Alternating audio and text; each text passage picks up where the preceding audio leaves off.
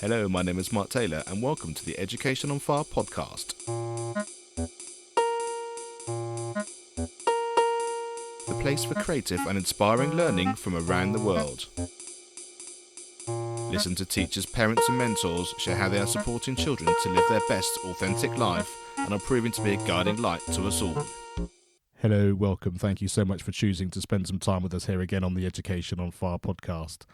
Today we're talking about autism, and I'm delighted to be chatting to Caitlin Sweetapple. And she's been working with students on the autism spectrum for over 10 years, and she's one of the founding teachers and now the Director of Education at Shrub Oak International School. Her mission has been simple: to foster positive relationships with students in order to lead them into a lifetime of learning and success. Their aim is to help students form positive relationships through individualized, strength-based and passion-based learning and equip them with the tools they need to develop friendships, navigate their communities and maximize their potential. Their singular focus is each student's success and happiness. As we go through this interview, you'll hear the child-first, child-centered idea is a really, really important one, and that's really struck a chord with me because obviously our sponsor is the National Association for Primary Education, and their whole aim from supporting children from birth to 13 is to have that child-centered, that child-focused idea at the heart of everything that we do. So if you'd like to find out more about NAPE, please do just go and search for nape.org.uk. But this is my interview with Caitlin Sweetapple from the Shrub Oak International School. Hi, Caitlin. Thank you so much for joining me. Thank you so much for having me. So let's start exactly with the school. Tell us where it is and exactly what its remit is and your position in it. Sure. So Shrub Oak International School is in northern Westchester. We're in Mohegan Lake, New York, and we are a co-ed autism boarding school. So we are based out of northern Westchester, but we service students from all over the United States as well as internationally. So we currently have students internationally, and then we have students who come as far from California, Washington State, Colorado, and we have a bunch of different programs. So basically we have what's called our core program, which is split up into two different programs. It's our diploma-bound program and our skills and achievement program. And the way that works is our diploma-bound program are students who are seeking a high school diploma to go towards some sort of post-secondary education. And then the other half of our core program is our skills and achievement program, who are working on more life skills, vocational skills, out in the community doing internships, really working towards the highest level of independence possible post-secondary. And then we have what's called our Founders Program, which is our students who require one-to-one support at all times, and we provide them with that. And they require assistance in communication, sensory integration, activities of daily living, life skills, and they are all given that level of support. And then we also have an elementary program, which works with students from every end of the spectrum. Typically, we have students from about 8 years old till 13 years old. And then when students turn 14, they go right into our core program. And the way that works is our elementary program, like I said, it's students from all over the spectrum who are really met where they are. So if they need a little bit some more support in communication or sensory integration, they're given that level of support. If they need more higher level academic support, they are given that support. And then we have pretty much all of the students in our elementary program are really focusing on communication skills, social skills. So they're also given that level of support as well. And then we also have a post-secondary program. So we do work with students post-21 up until the age of 30. And that focus is with our transition coordinators and really working on what do you see yourself doing post-21? Do you want to work in a bakery? Do you want to go to some level of post-secondary education, but you're not necessarily ready and need a little bit more support before you do that? So we have a bunch of different programs on campus. And then in saying that, we have a day program and a residential program. So we do have students who come from locally who participate in our day program, but then we also have students, like I said, internationally and nationally who are in our residential program. And that program is open 365 days a year, 24/7. So it's constantly running right now. It's currently running during this COVID crisis. So we have a lot of opportunities on campus to meet the needs of students on the autism spectrum. And really what a lot of our focus is on is building relationships. We have a lot of students who have come from different schooling programs that really haven't been able to meet their needs, and really haven't focused on child first. And that's really where a lot of our focus is on. When a student first comes onto campus, we get to know things that they like, things that they don't like, what kind of things really engage them and pull them in. And then we really go with that. We tailor their curriculum around that. We tailor our relationships around that. We tailor their after school activities and their weekend activities around really what they're interested in and what helps them get engaged. And it's really a neat program, definitely. I mean, it sounds like I wish almost every school started from that child first sort of child-centered philosophy, because Absolutely. I think every person in the world needs that, especially as they're growing up, and I think to sort of to hear that is the beginning point of everything. Is really music to my ears, and I'm sure for many people listening. And with so much attention to each individual person, is it a large amount of staff, and how many people do you actually have there studying? Yeah, so we are a 2-to-1 program, and then some students require 1-to-1. So we have a really high level student to staff ratio. We currently have 34 students, and it's about half and half. We have half our students who are day students, half our students who are residential, and really growing every month. We are actually only in year 2 of being open, so we're growing strong and steady, and it's definitely a very neat program. I've worked in a few other programs before coming to Shrub Oak, that also worked with students on the autism spectrum. And it's just really neat to see, like you said, that child first, really focusing on relationships and really tailoring and meeting the individual needs of each kid that walks on campus. Yeah, and I guess that's the thing. When you're starting, like I say, new out the gate and with a fresh focus of exactly what you want to achieve, it really gives you that ability to kind of say, okay, where do we begin? What are the most important things? And so just give us a little bit of your background in terms of like you say, your other experiences in different schools, and exactly the sorts of experiences you have working with autism. Yeah, so I actually started, believe it or not, I started as a physical education teacher. So I went to school for physical education, and shortly after starting my student teaching program, I became really drawn to working with students on the autism spectrum. It really was just a passion of mine. So shortly after starting as a physical education teacher, I moved over to adapted physical education, and I haven't really turned back from special education since. So I've worked in a bunch of different programs, related to working with students on the autism spectrum and also students with disabilities just in general. And mostly in the New York area. I did do a short stint internationally in Belgium and Ireland and worked at a few schools there while I was receiving my master's. So it's been a really nice journey, and I really think that this journey has really taken me to Shrub Oak on purpose, because all the things I've learned, worked in a bunch of different methodologies, and all the things I've learned kind of across along the way has really helped me to sort of build the program at Shrub Oak and make it what it needs to be, really individualized towards each student. I think even as programs grow, I do think that ability to tailor the needs towards every single kid is possible and should continue to happen regardless of how large a program grows. So it's been a really neat opportunity for me to not only get to know the students, but get to know the families and really meet the needs of these students, of these families, and also do something that hasn't really been done before. Yeah, and that was something I was thinking of. I mean, take us a little bit into the program in terms of what you do in each aspect that you discussed before, but also what it is that you think you're able to deliver and support the children with, which maybe they don't get even in other specialist schools, or certainly within the mainstream anyway.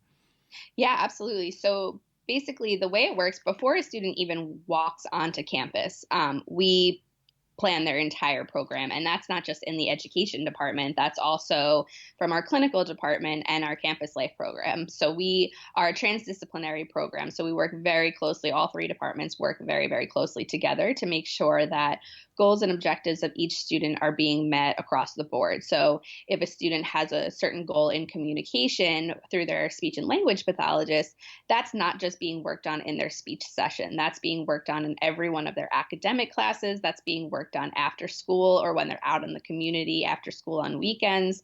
So every staff member is really in conjunction, working together towards those students' specific goals, really as a collective unit. So that's something that I haven't really necessarily seen before in my previous settings.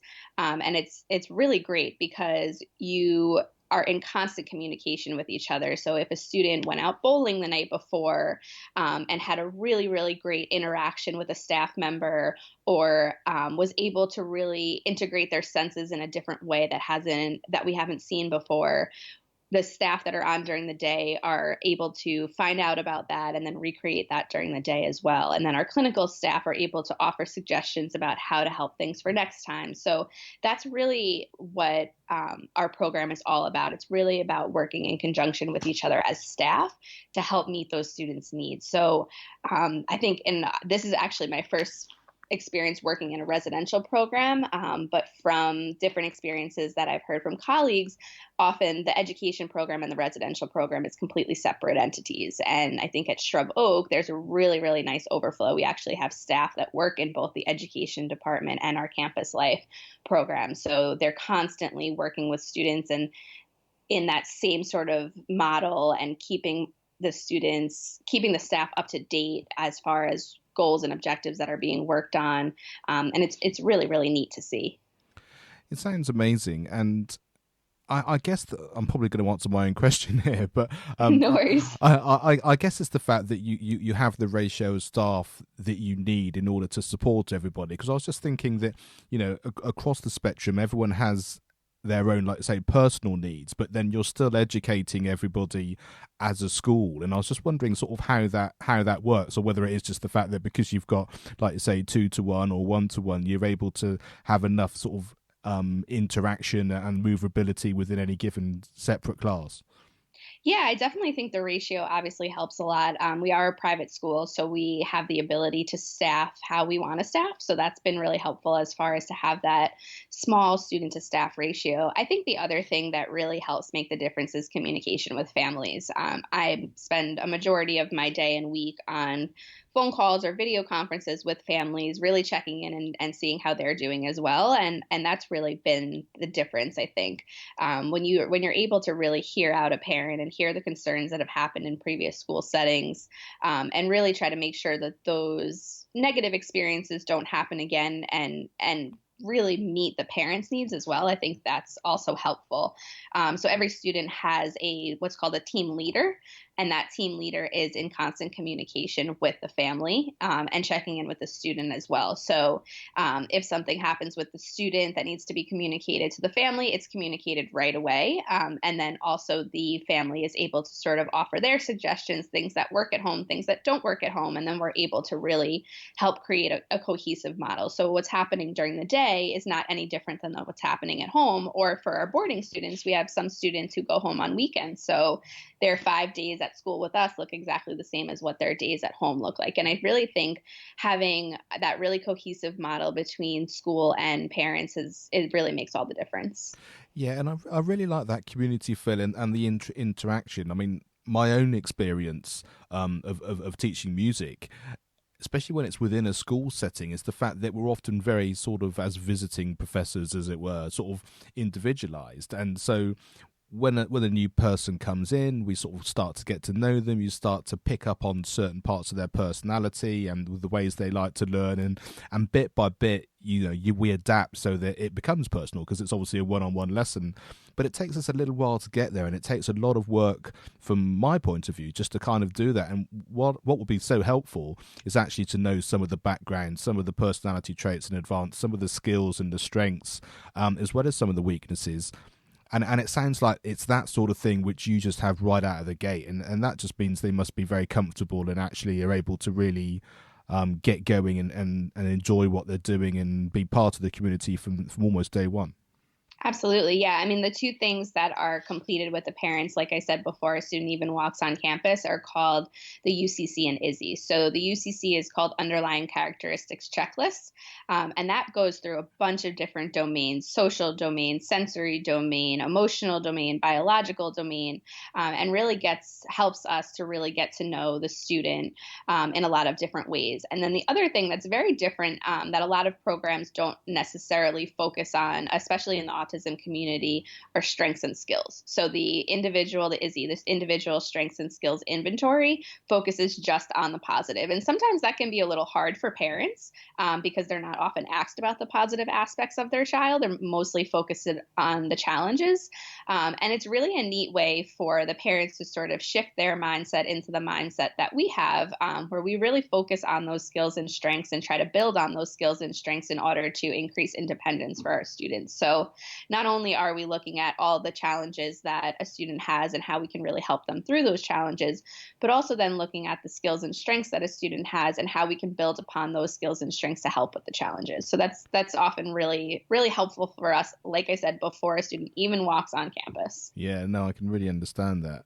And you said it's a relatively new school. What was the feeling and the reason for setting it up? Was it purely because the kind of experience that you've described to us already just wasn't out there, and it was felt there was a need for it? Or is it, you said it, because it's international, it obviously isn't just because it's that particular location that it's needed. What was the overrounding sort of foundation of its philosophy to get going to begin with?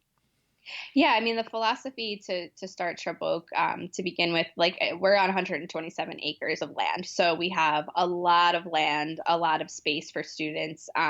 Oftentimes we get a lot of students from New York City who are in smaller schools, don't really have the opportunity to move around or be around animals. So just providing students with the space to be able to be who they are.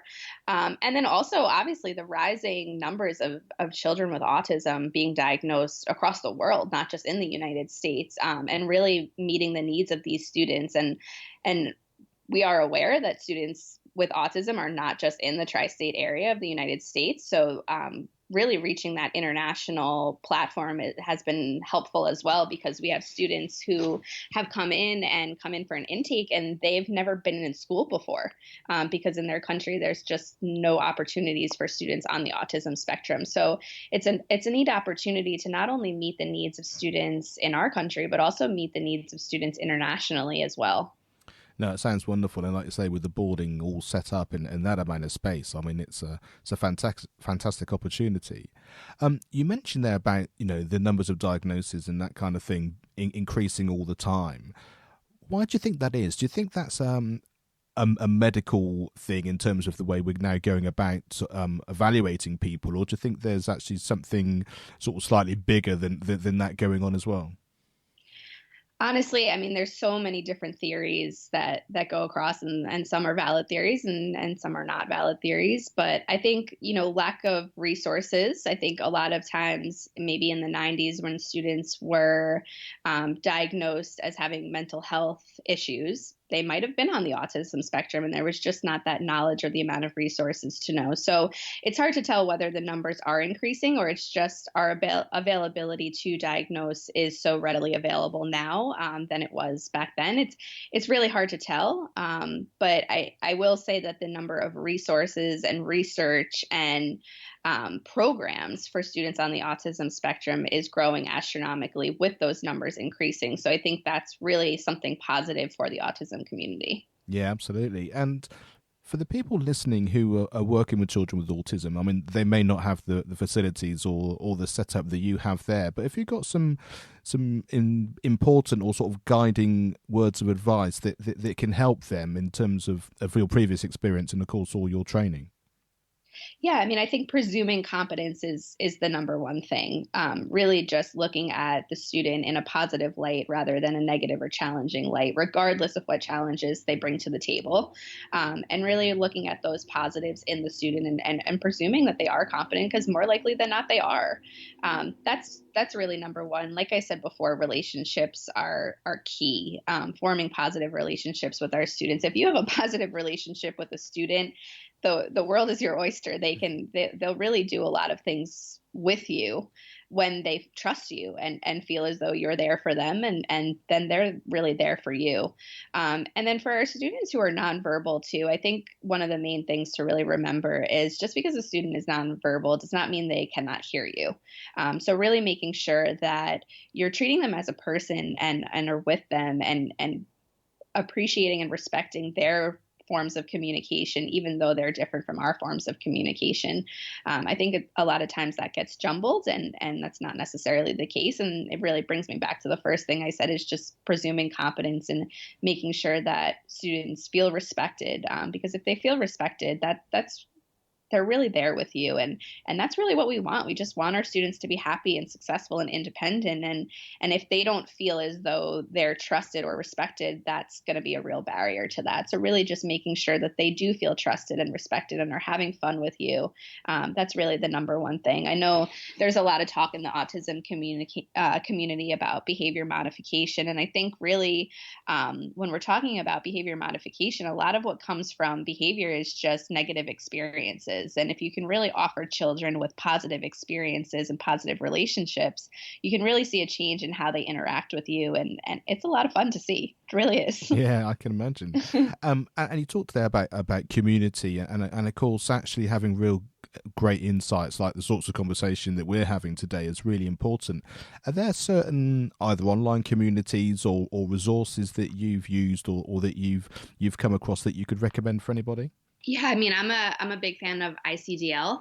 It's a lot of information about developmental growth and how students can really grow up the developmental ladder.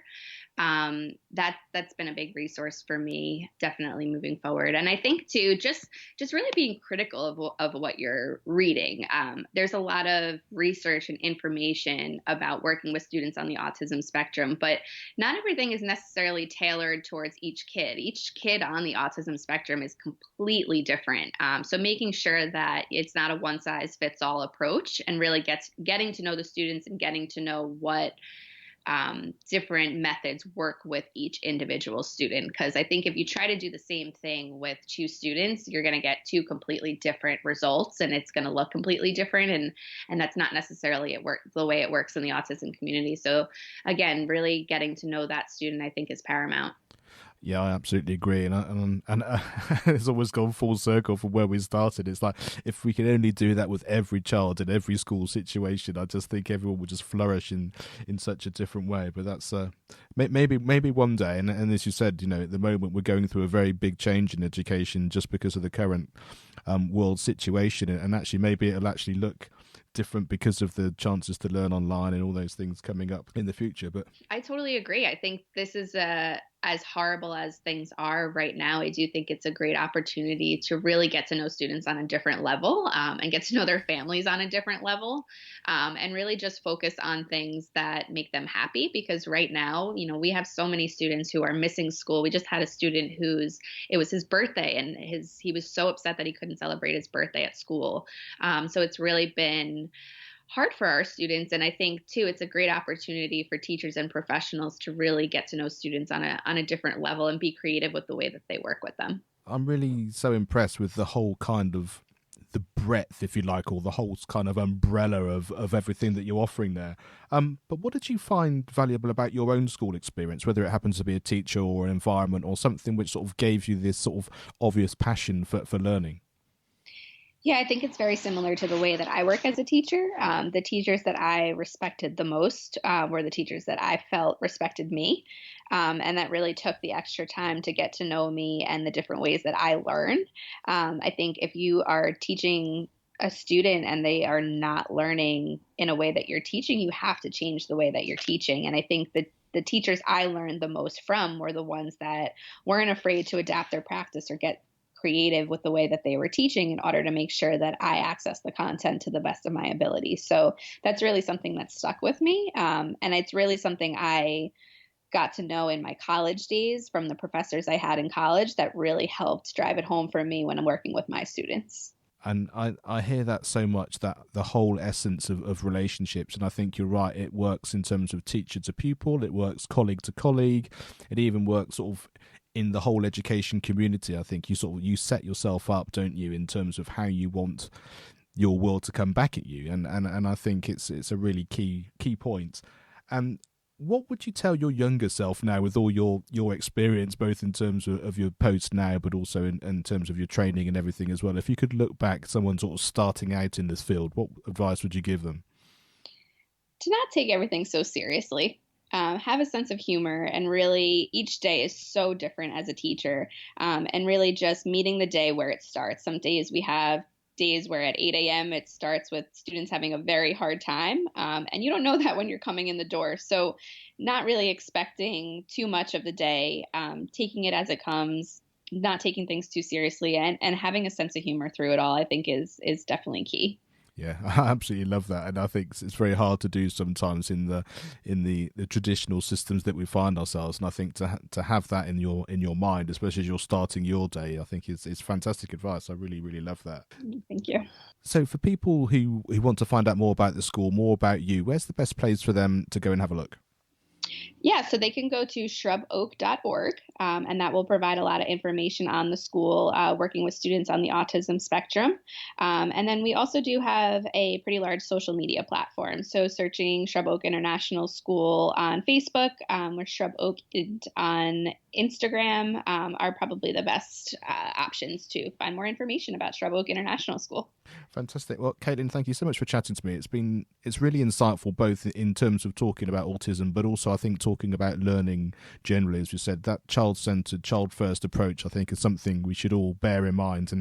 And like you said, not taking it too seriously and showing up with each day with a fresh start, I think is great advice. So thank you so much for sharing all that with us. Oh, thank you. Thank you so much for having me. Thanks for listening to the Education on Fire podcast. For more information of each episode and to get in touch, go to educationonfire.com. Education is not the filling of a pail, but the lighting of a fire.